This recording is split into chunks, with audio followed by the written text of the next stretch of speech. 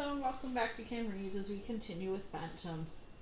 We left for Tehran the following morning, taking the old cavern road from the Caspian through the entrancing glens and ravines of the Elburz Mountains. Huge vines had woven themselves like tapestry threads through the tangle of tree stems that clustered together in this thickly forested area. We made camp on the floor carpeted with wild strawberry plants, and at night, as we listened to the distant roar of a tiger, we saw the eyes of a leopard winking just beyond the firelight. There was snow on top of the Dimavent volcano, which is the highest peak in Persia, and though the mountain pass was not yet prey to the blizzards and treacherous avalanches that would become commonplace in winter, a cruel wind knifed through our women's garments and made us bow our heads against the storm. My servants did their best under difficult circumstances, and we dined nightly on mutton, ragu, kebabs, and pilaf, but by now I was heartily weary of the road. When we finally approached Tehran, the sight of the city's ugly mud walls, circular towers, and 40-foot moat was that which gladdened my heart. If I ended a pilgrimage to Mecca, I could have not felt more relief. My task was almost complete, and as soon as I would be free from my strange, disquieting companion. As we passed beneath a gate adorned with glazed tiles and were admitted to the city's interior, I heard Arabs exclaim in disgust at the sight of the narrow, filthy streets and the uncovered drains. "What squalor," he muttered darkly. "What shameful poverty." I felt inclined to agree with him, but I had no desire to appear critical of the Shah's personal extravagance and greed. "Certainly," I admitted wearily, "the condition of the people is to be regretted." "The condition of the people is not an issue," he said coolly. "It is the city itself that appalls me. Have you no architects in Persia?" "There are worse places in the world," I muttered. "Not many, Doroga, not many. This is the most disgraceful example of a capital city I have ever seen.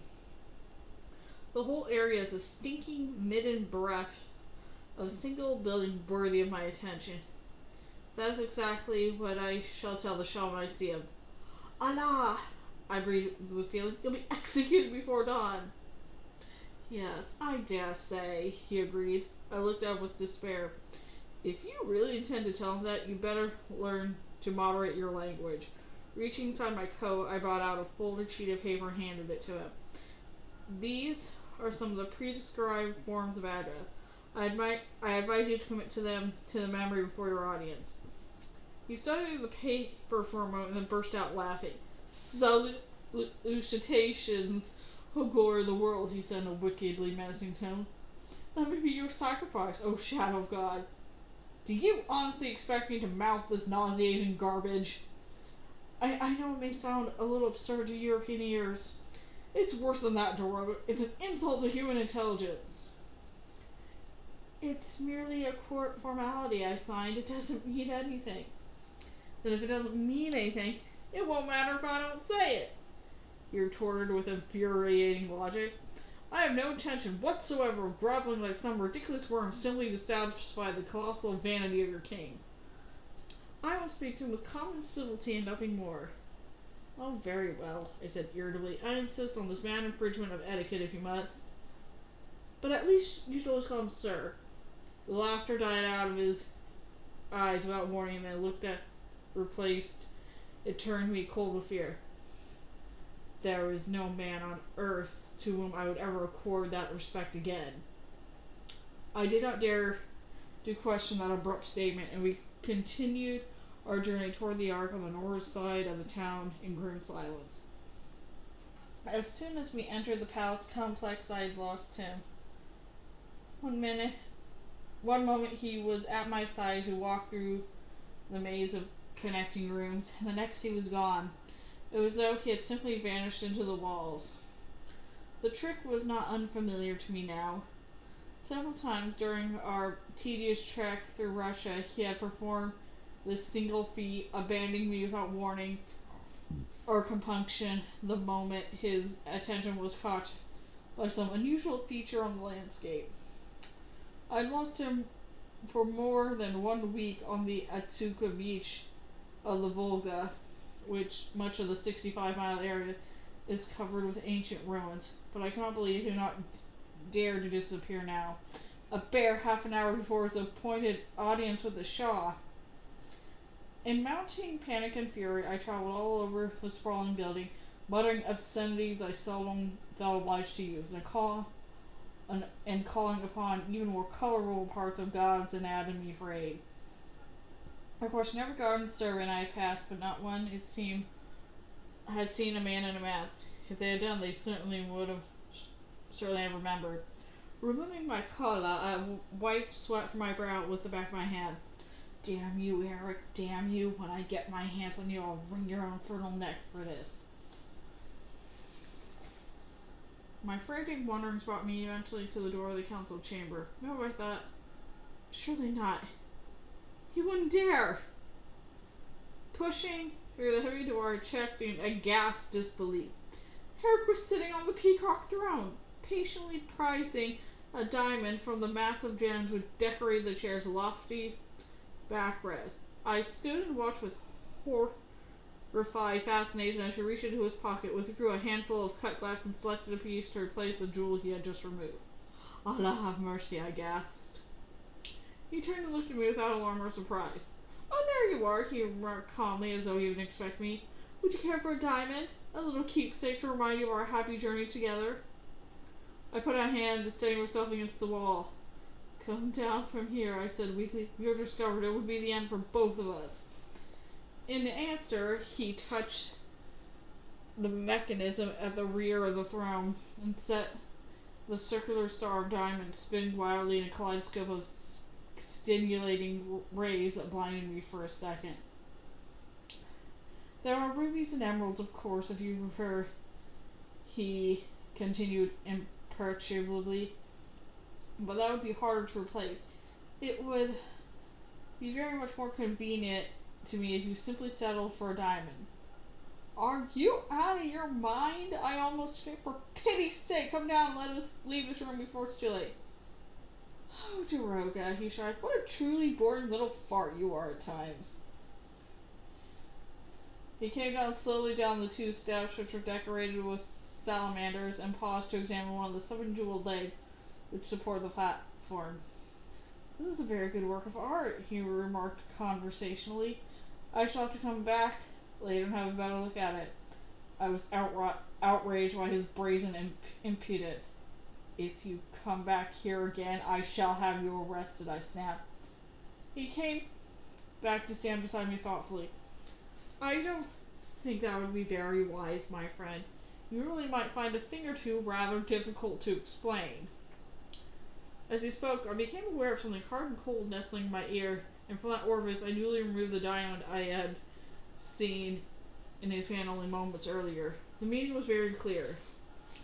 If I dared to speak of what I knew outside this room, he would simply plant the diamond upon my person again without a single scruple and name me as an accomplice. When he saw that I was speechless with fury, he went to the door and glanced out into the deserted corridor beyond. What remarkable lack of security, he said pleasantly. I find Persian complacency quite beyond belief. Does that justify theft? I demanded. Stealing from a thief is no theft, he replied mildly. From his sleeve I saw him draw my watch upon its familiar pocket chain and glance at it gleefully.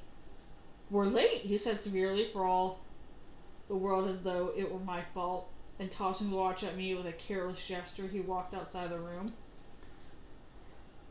I followed him with uneasy demeanor of a faint-hearted criminal, not daring to contemplate how many more diamonds might be missing from the throne. If I had been a Catholic, I suppose I would have crossed myself. The Shah had agreed to receive us in the Gulistan, the vast garden court which Europeans call the Rose Garden. Its winding paved avenues were lined with pines, cypresses, and poplar trees to create shade from the merciless sun. And all the flower beds, tanks, and lakes were separated from each other by the neat gravel paths. Water ran perpetually down the innumerable little iron cages lined in the blue tiles, and Erik seemed as delighted as a child by the by the teeming fish, the eloquent swans, and the noisy waterfowl. Swans are ugly when they hatch, she said enviously, and yet they grow up to be the most beautiful and majestic of birds. That is one of life's pretty little miracles, is it not? Like the snake, which sheds two skin, and the caterpillar, which turns to a butterfly. Metamorphosis. His voice grew soft and distant as he continued. Yes, that is the true magic in this world, but it's a secret that has never been revealed, not even to the 10th graduate of the College of Sorcery. Would you like to be turned into a swan, Daroga? I must have looked vaguely alarmed at the prospect, for he suddenly laughed. Don't worry, he said rather sadly. If such physical alchemy really lay within my power, I certainly wouldn't waste it on you. Come, I said, plucking at his sleeve and glancing over my shoulder uncomfortably. You must not keep the shawl waiting any longer. Ahead of us is a beautiful kiosk that could have been nesting among the trees, and it was here that we found the glory of the world, surrounded by a collection of his feline favorites. Toward me, the pampered creatures display their customary response to intruders, a spectrum of behavior ranging from one supreme indifference to over hostility. But slowly, one by one, they left their embroidered cushions to rub their heads against Erik's legs. They behaved like dogs greeting the return of a beloved master, fawning upon him and competing with each other jealously for his caress. I was astonished by this unprecedented display, and so I could see was the Shah. Without waiting for the correct obeisances to be made, the young man got up from his chair and came forward with undisguised curiosity. Remarkable, he muttered to himself. I've never before questioned such phenomenon. Never, Daroga. A quick jerk of his wrist indicated my dismissal. You may leave us. Come, my friend, he continued, turning to address Erik pleasantly. Walk with me in the garden and let me hear of these extraordinary gifts for which it seems you may be justly famous. I lingered in the garden for a couple hours, and at length I saw Erik returning alone down the wide path which led to the lake. Once more he paused to admire the swans. As I drew near, he began to scatter little cates of gas on the water, and the little birds dipped their long necks greedily to devour the mixture of manna, honey, and pistachios. The Goths was succeeded by ergi, then fondants and Turkish delight, and I was intended by the implication of the side play. If the Shah had honored him with sweetmeats at the first audience, then the favor was most certainly assured. Who on earth is that funeral creature in the mask? Demanded a hearty voice in my ear. Turning hastily, I found the Grand Vizier standing beside me, and just beyond the little party of sycophants, the usual obvious toadies who always manage to attach themselves to a prominent man. Mirza Taki Khan was married to the Shah's sister, and in consequence demanded automatic deference from anyone at the court who was not already his sworn enemy. Nadir's last name is Khan, and the Grand Vizier's last name is Khan. How interesting. He was one of the most noble and incorrigible men in Persia, too innately honest and opinionated. I often thought to be long for last in a court where groveling, servility, subterfuge, and blatant bribery were the prerequisites for survival. He was loud in his condemnation of the age-old traditions of corruption, and his fierce determination to drag Persia into the modern world had already caused to tread on his many toes. Pre-princelings such as myself had found our pensions reduced in accordance with the Grand Vizier's sweeping economies.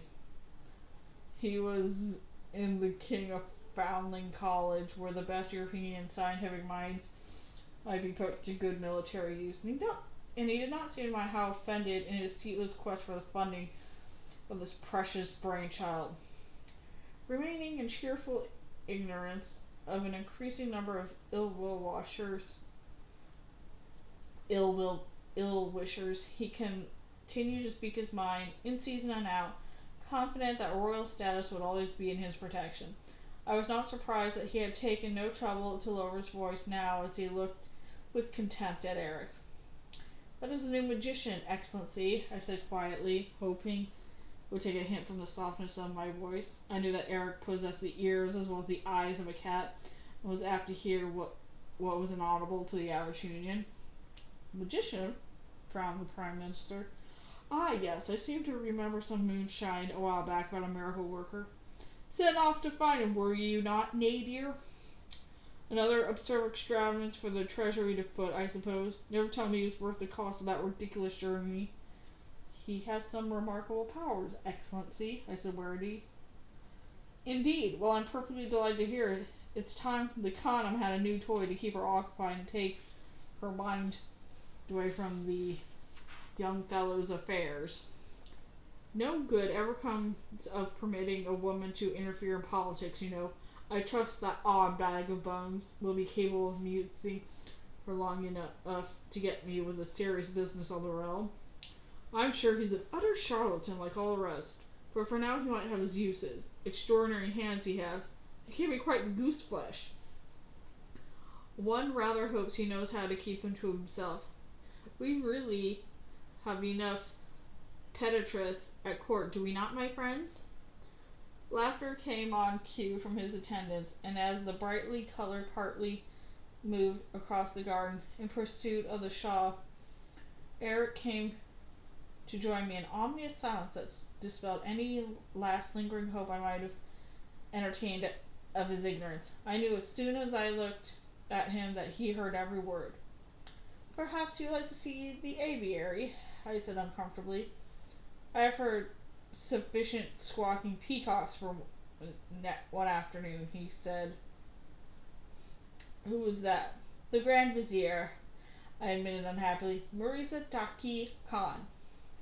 "Thank you. That's a name I shall take great pleasure in remembering. I assume he has influence?" "He's the Shah's brother by marriage, and his voice is respected by many." "But not by the Khanum," Erik suggested shrewdly. "Or dare one say it, the young fellow?" "There have been on occasion certain differences of opinion." "How interesting! It may amuse me to follow the family of friction more closely. From the Council of Chambers, perhaps, Daroga. Erik, it would be pleasant to bathe and change one's funeral garments." He interrupted coldly. "Perhaps you would like to be good enough to conduct me to my apartment now." I glanced at him uneasily as we made our way back to the palace. I suspected he would prove a hard and pitiless enemy, and I could not condemn the Grand Vizier's wisdom in winning him as such so early in the game. Erik's apartment was located among some of the finest in court, and I could see he was modified by the opulence that met his eye. He examined the white marble bathroom with satisfaction and returned to arrange himself with languid grace across the Turkish divan. Painfully thin and angular though he was, he seemed incapable of any hurried or inelegant movement, and sometimes it was virtually impossible to chart his progress around a room. Like a cat, he could be there one moment and gone the next, without exciting attention. I found it a disturbing quality.